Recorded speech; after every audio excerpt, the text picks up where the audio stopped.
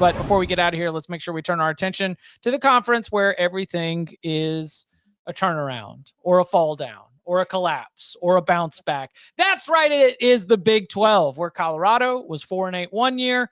Then they go 9 wins the very next year, where Utah was at the top of the league. Then they fall to the bottom of the league. Oklahoma State plays for the conference title, falls to the bottom of the league. What's top, it's bottom. What's left is right. Let's begin with Utah.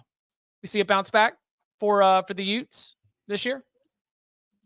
Yeah, I trust in that coaching staff, and I think that having some certainty at the quarterback spot, bringing in Devin Dampier, bringing in the new offensive coordinator Beck, I expect that Utah, just based on their track record and now having a quarterback who I like a lot and an offense that I thought was really fun and interesting last year, New Mexico coming with them, I would expect Utah gets back into that Big 12 title race, yes.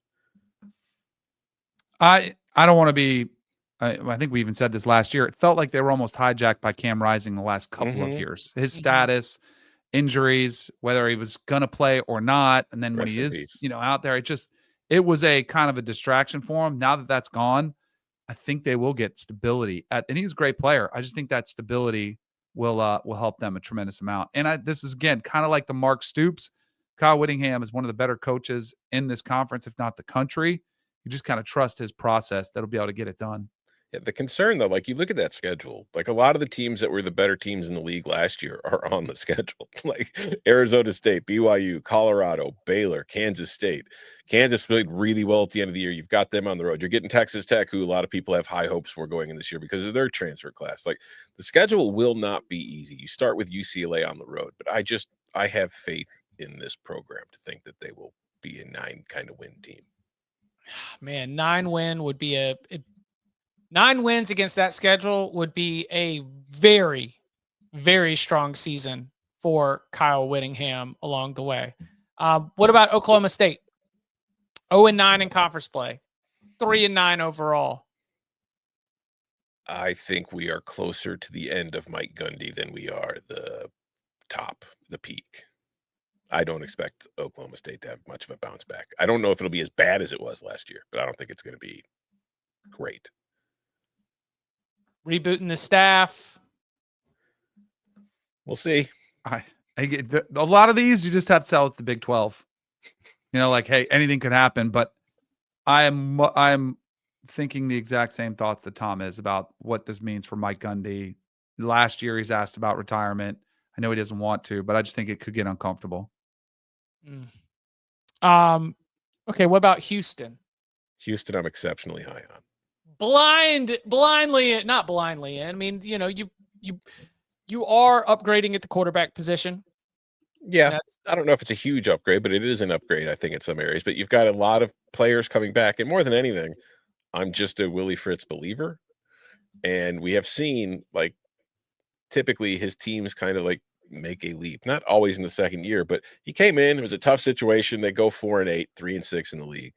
I just think Willie Fritz is a good enough coach to where I'm expecting there to be improvement in year 2, regardless of everything else, regardless of schedule, regardless of roster. I think you give that guy going into a second season, you're going to see a better football team. And I think we're going to see a better football team. I think Houston could be one of those, like, everybody's a dark horse in the Big 12, but I think Houston could legitimately be a dark horse in this conference to be there in the Big 12 championship at the end. Same thing we talked about Jonathan Smith. Year 2, Willie Fritz. I'm a big believer in what he does, what the culture that he creates, that he establishes. Same exact thing. I'm a little bit, and all I've ever heard about Connor Wegman was what a great quarterback he is, and how incredible of an athlete he is. At times he's shown it. Maybe, playing in a different conference will be exactly what he needs. Yeah, I think saw that with Bo Nix.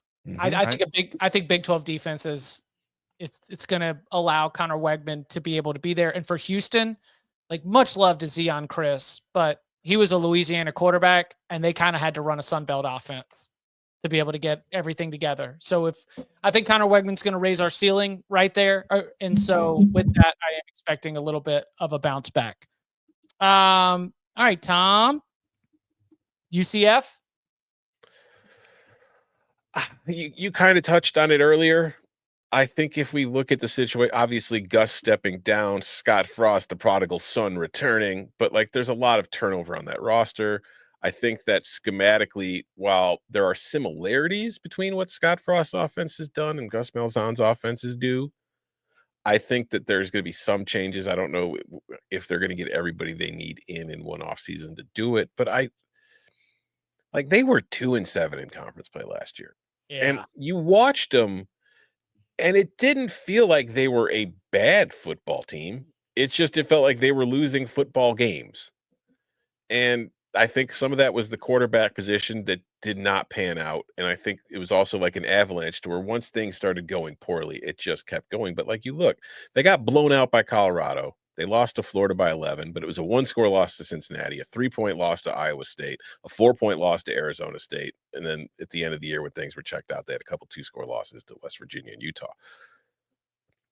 But while there's always room to turn around in this league, I just don't know if UCF is the team I'm looking at as one that's going to be capable of doing it because there are just so many variables. And also you look at the schedule, getting North Carolina out of conference, that's tough. I'd rather have 3 really easy games out of conference to get some 3 wins.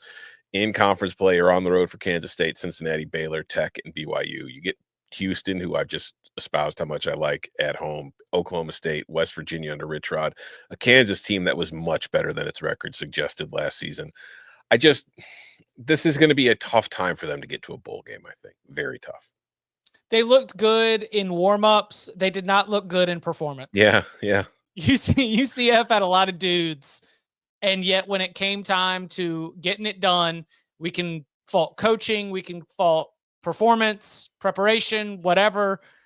They would wow you, and then you would kind of ultimately be disappointed, and that's where I think we see a lot of the close losses come from. Yeah, they needed about 8 more RJ Harveys. Right, yeah. If you could only have 8 RJ Harveys, you'd be fine. Yeah. Jeez. Like maybe they weren't the biggest guy on the field, but damn it, they were playing hard. Arizona. I don't like the vibes coming out of there. No, I don't see it. I mean, you lose Teteroa McMillan. That's like your easy button. When things were going poorly, just hit the Teteroa button and maybe he can get us out of trouble here. You don't have that. I don't know. As high as I was on Arizona a few years ago during Jed Fish's first season, I'm kind of on the opposite side of that spectrum right now. Yeah, when you look at the exits after Jed Fish leaves for Washington to the portal, which there were many, you got some very good players to stick around, Teteroa McMillan among them, but now those players are off to the NFL. Defensive side of the ball as well. I mean, where are they at in their returning production?